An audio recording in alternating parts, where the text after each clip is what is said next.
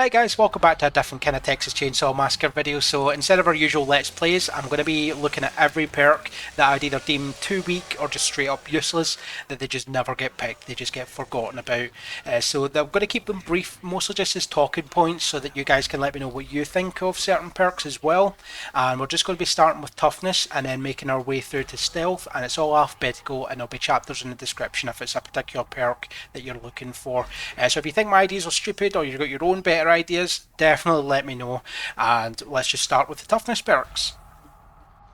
So first up we've got Am I Bleeding, and this perk, I wouldn't blame you if you had no idea what it does, but it's when you're under 40% health, all other victims in the game can see you. So as if you're highlighted by Grandpa, but yeah, it's just them that can see you.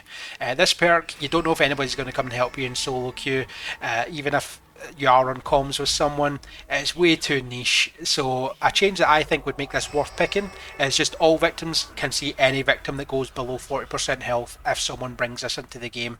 It would mean that if you're playing Leyland, you could go help someone like with a barge or a stun or whatever, or if you're playing like Virginia, for example, and you've got the Healing Cloud with Rescue Medic, that sort of thing, this perk means that you'll be able to find people that really need your help, and I would run this quite a lot if that was the case. Next up, we've got Efficient Backstabber. Now, this perk, the percentage chance is just so low. It's just a complete gamble. It could be completely worthless. Could be amazing if you're really lucky. So yeah, simple fix for this. Your next sneak attack is always free, but the perk then goes on a cooldown. What that cooldown is, I would leave up to someone that's better at balancing than me. At a glance, I would say 2 minutes. That would immediately make this perk so much better, and it wouldn't be problematic because the cooldown's quite long. I think that would be fair. Next up, we've got Full Hearts, which when you're under 25% health, it shows all health bottles within 25 meters. What I would do to change this, the percentage is way too low, so upping it to 60%, I think would make this worthwhile, and also it does not highlight poisoned bottles, so you can see if a bottle is poisoned a bit easier.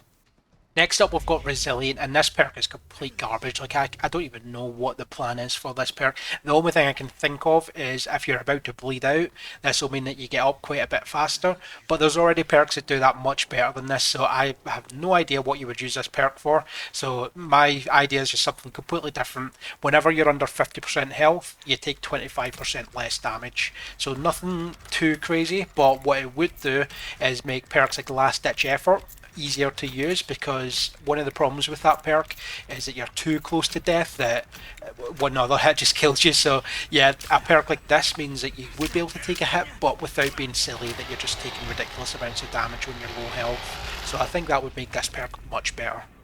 And last of the Toughness perks that I think need changing is Tourniquet, and this one stops you from bleeding out for 30 seconds after you use a heal. It's just such a low amount, and this is completely useless. I can't think of this ever being useful in any circumstance.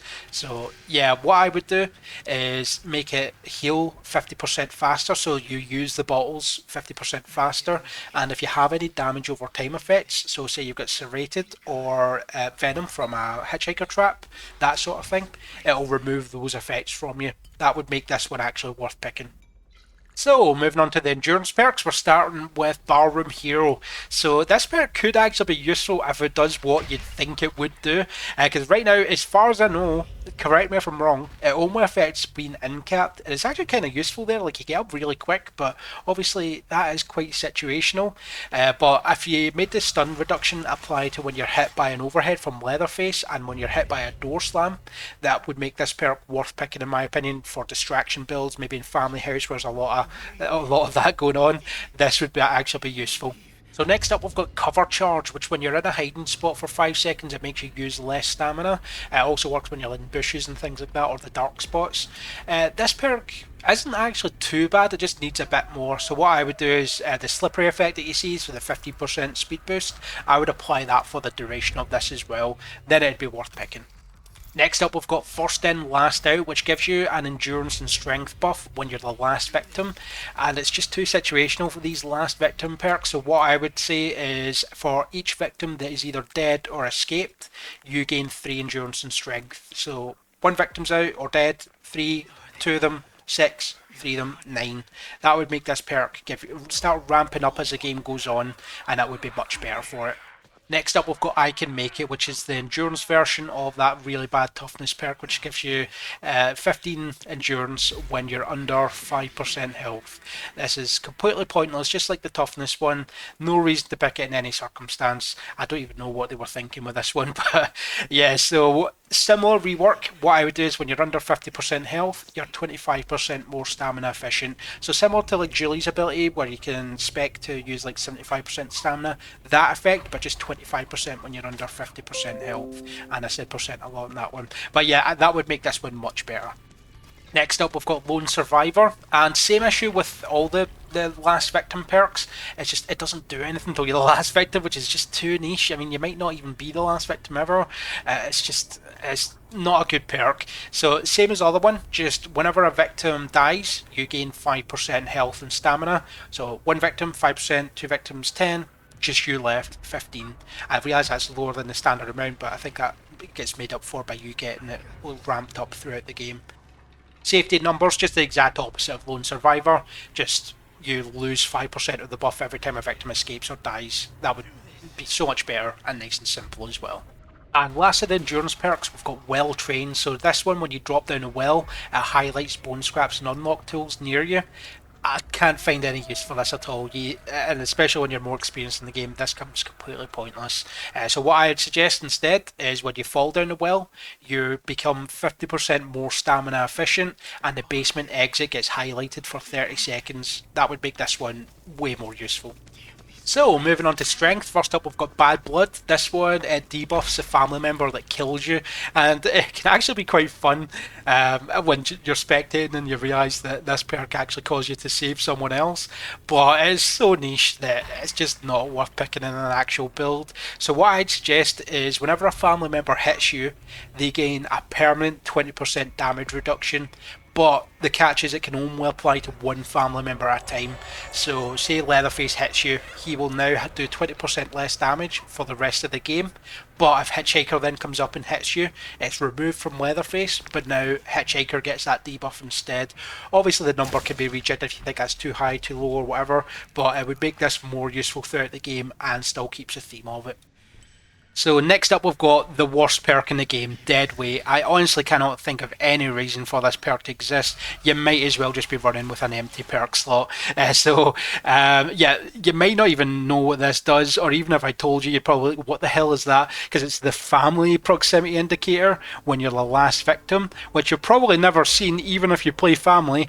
But yeah, it's essentially the same proximity indicator that victims get when a family's near them, but family get it when there's only one victim remaining, and this reduces the radius of it. Completely worthless, but yeah, if we keep that effect, and then in addition it reveals family members that are close to you, again only when you're the last survivor remaining, it would still not be a very good perk, but at least it would have some use to it.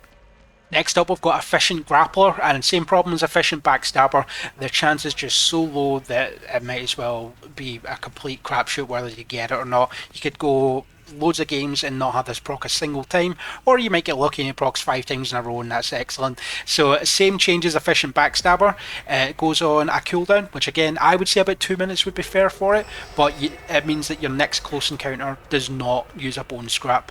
That would make this useful.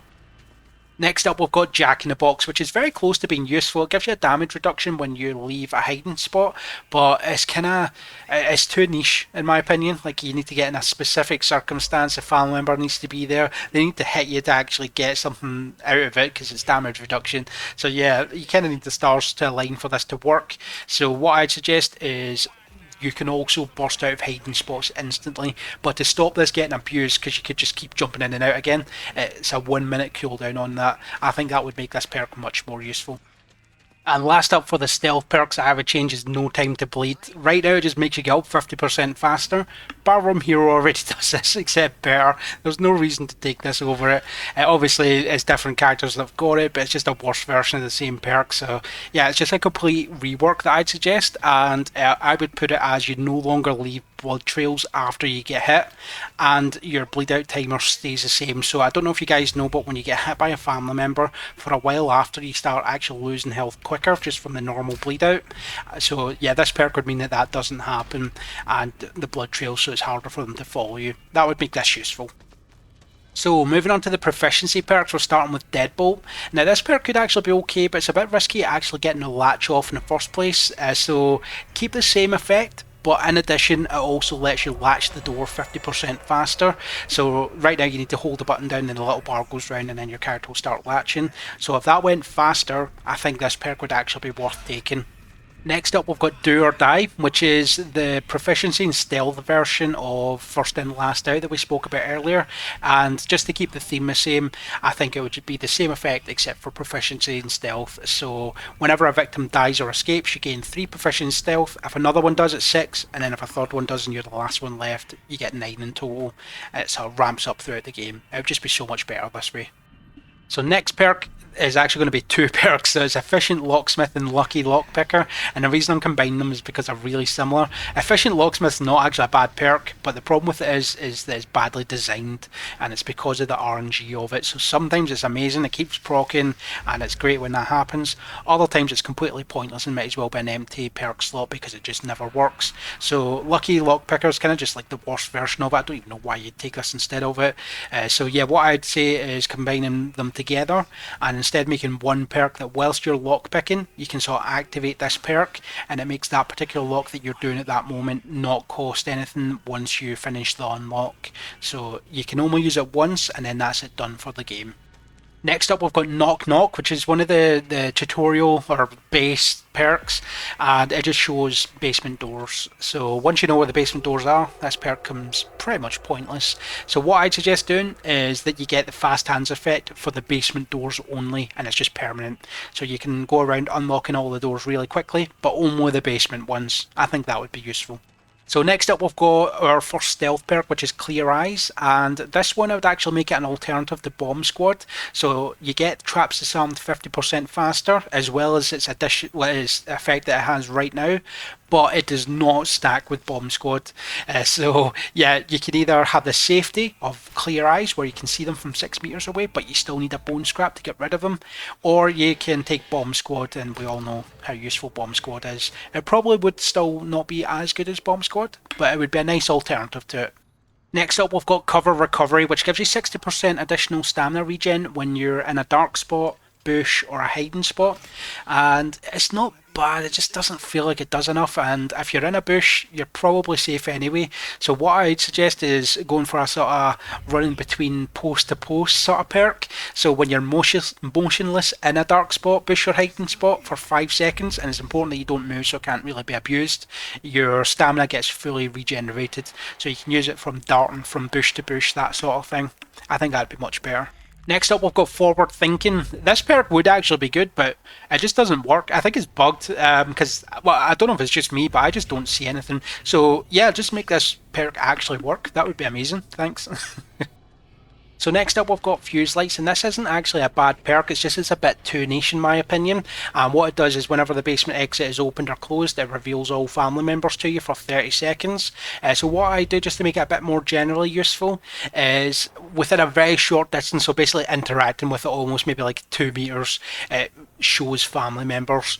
And what that would do is it would let you know if Hitchy's trapping it or if Hans is trapping it, that sort of thing, which could be useful information. A small buff, because it's not actually that bad of a perk, but just a little buff to make it a bit less niche.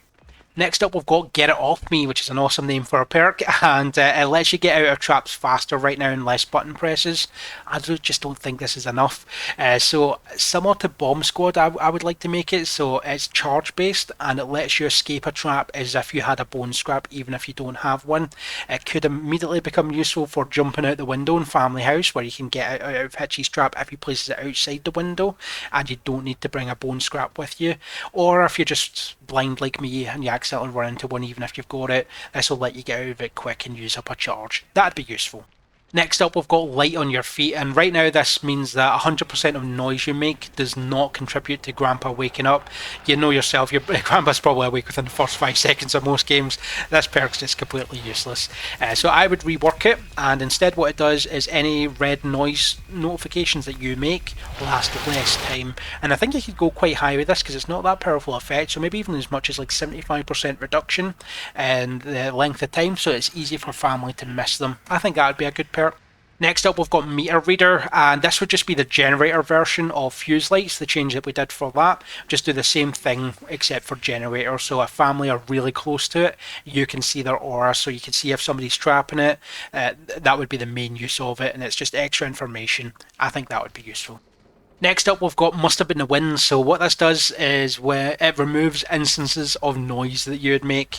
It gets spammed away quite quickly. It's kind of pointless. So what I do instead is keep the charges, but instead once it activates, and it activates whenever you make noise, it gives you a 10-second buff that any noise that you would make instead does not get made. So it gives you 10 seconds to spam the crap out of everything, and nobody will hear you. So I think that would be okay, but nothing amazing, but it would make it usable. Next up, we've got Parting Gift, which gives you a 30-second view of the family whenever a victim leaves. It's not actually too bad, it's just a bit too situational. So what I do is just make this apply to when a victim dies as well. So if they die or escape, you see all family for 30 seconds. That'd be useful. Next up, we've got Rally Leader. So right now, this one makes your team recover 35% faster. Really niche. So I would just give it an additional effect that whenever a victim is within, say, 4 meters of you, their bleed out timer is frozen, so they'll no longer start losing health whilst they're close to you from bleeding out. So yeah, after you've just seen them taking a hit, but they get away, it could be useful to stay near them just so that their bleed out, well, the increased bleed out that they get from being hit doesn't affect them too bad. Still be niche as hell, but it would be more useful than it is now. So next up, we've got Spotter, and this one reveals family members if they come close to you whilst you're in a hiding spot. But hiding spots have that thing where sometimes you just waste way too much time doing nothing because you're just sitting there doing nothing.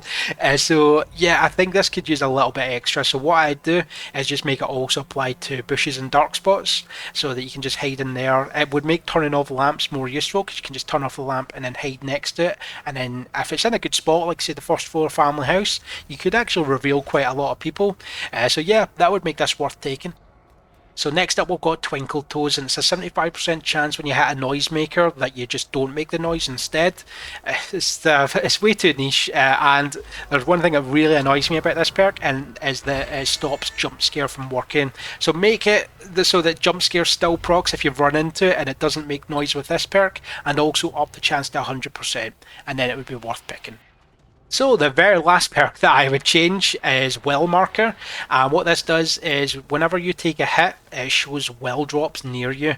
So if you know the map, this perk becomes kind of pointless. So I would add an extra effect to it. Nothing crazy, because I think it should retain that it's good if you don't know the map sort of feeling to it. So what I'd say is for 10 seconds after being hit, you take 100% less damage from falling down the well, and make it like 33, 66 and 100% for each level.